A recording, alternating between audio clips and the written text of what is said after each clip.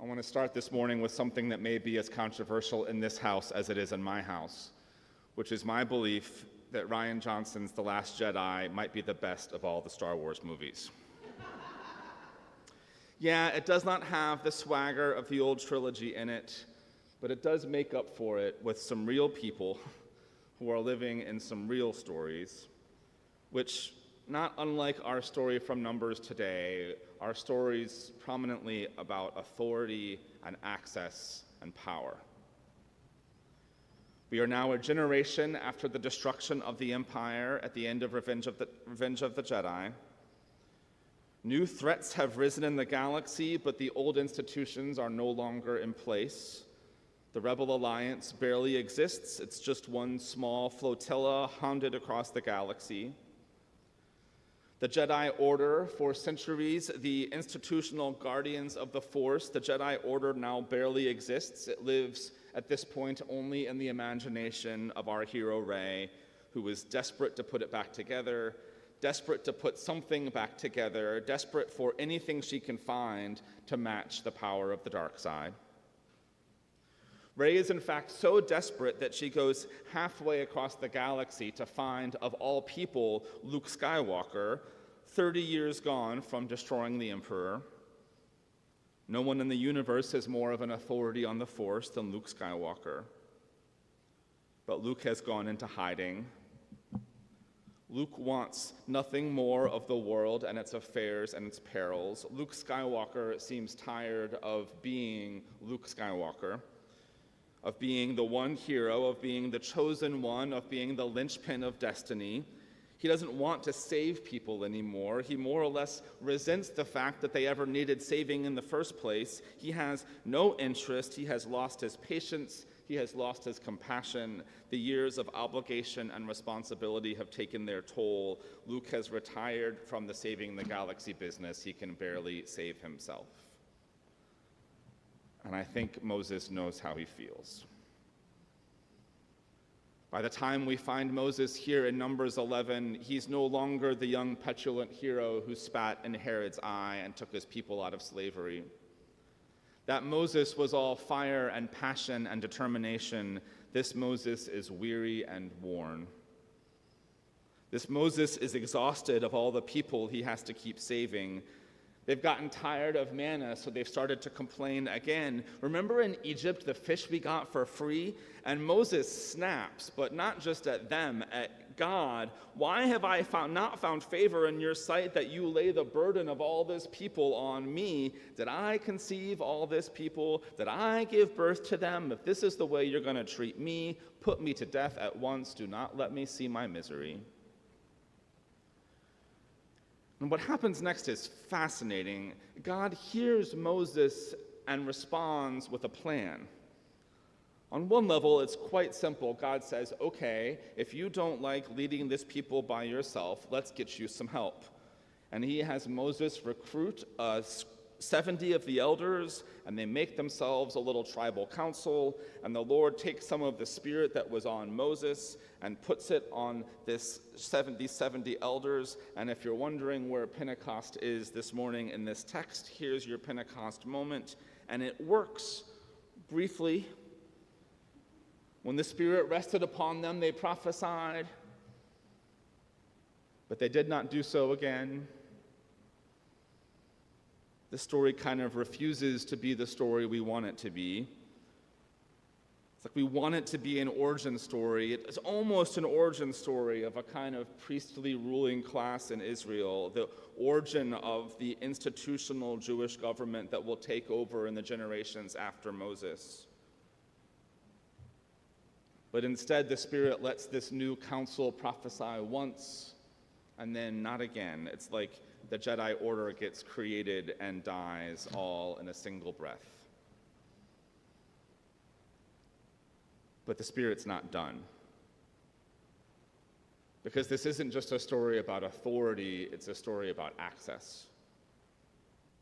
On the far side of town, nowhere near this meeting of the 70, on the far side of the town, the Spirit shows up again and comes to two nobodies, Eldad and Medad.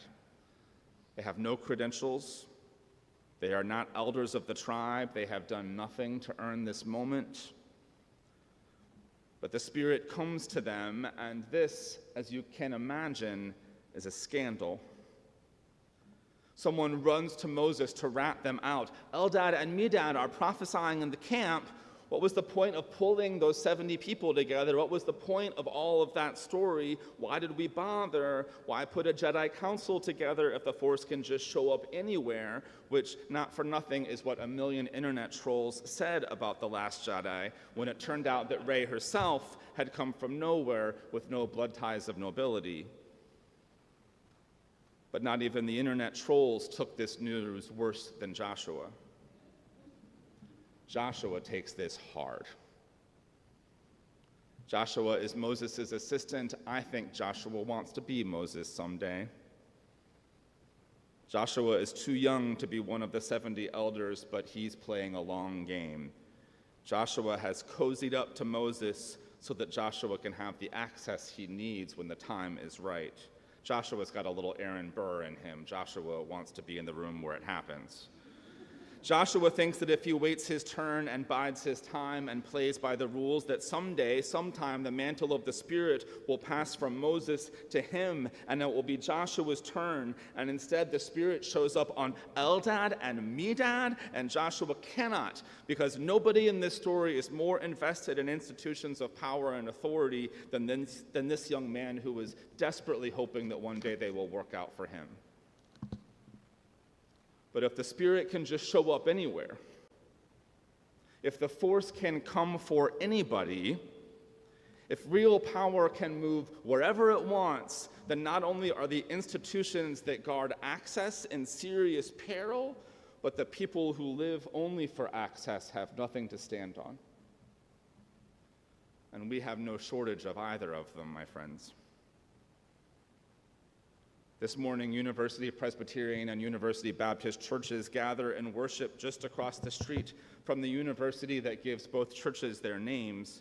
And I myself am a product of top-tier university education. I certainly understand that universities in this country have always traded in equal parts on education and access. A degree from the University of Texas comes with access. But I also know that a university can become so enamored of access that it loses sight of education and moral formation.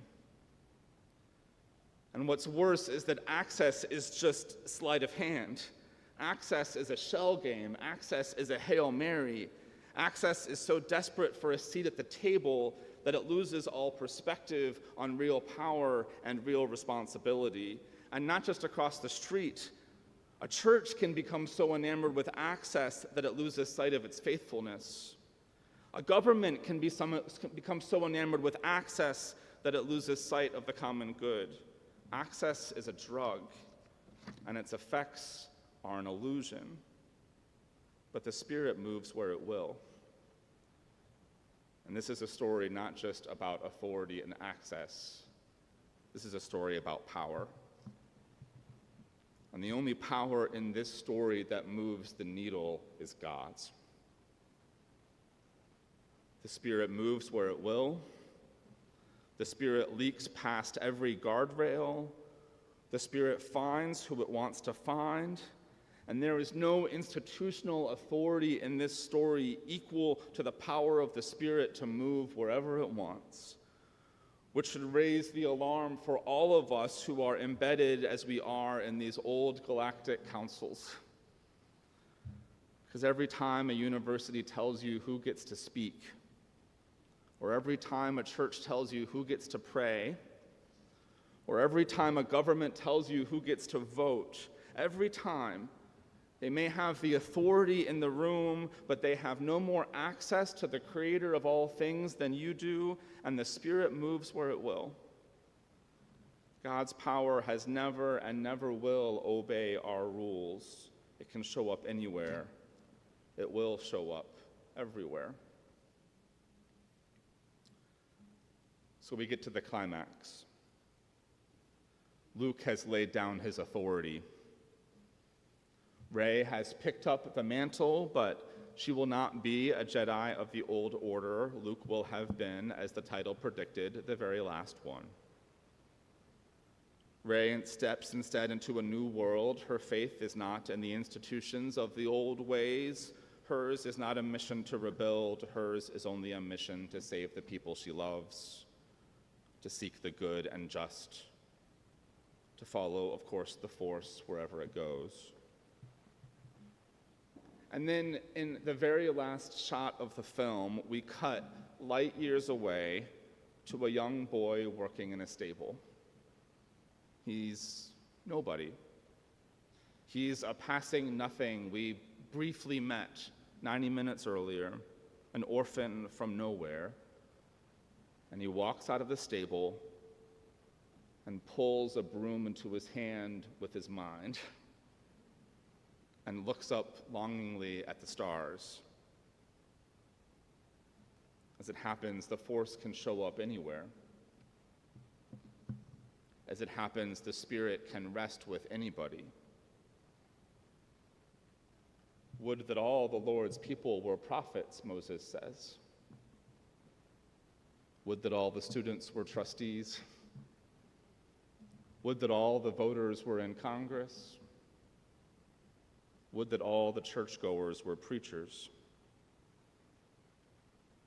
Would that all the people gathered in Jerusalem on that Pentecost morning, would that the Parthians and the Medes and the Elamites, would that the residents of Mesopotamia, Judea and Cappadocia, of Pontus and Asia, Phrygia and Pamphylia, would that they too could all speak about God's deeds of power. Would that all the Lord's people were prophets. Don't let anyone tell you otherwise. Thanks be to God.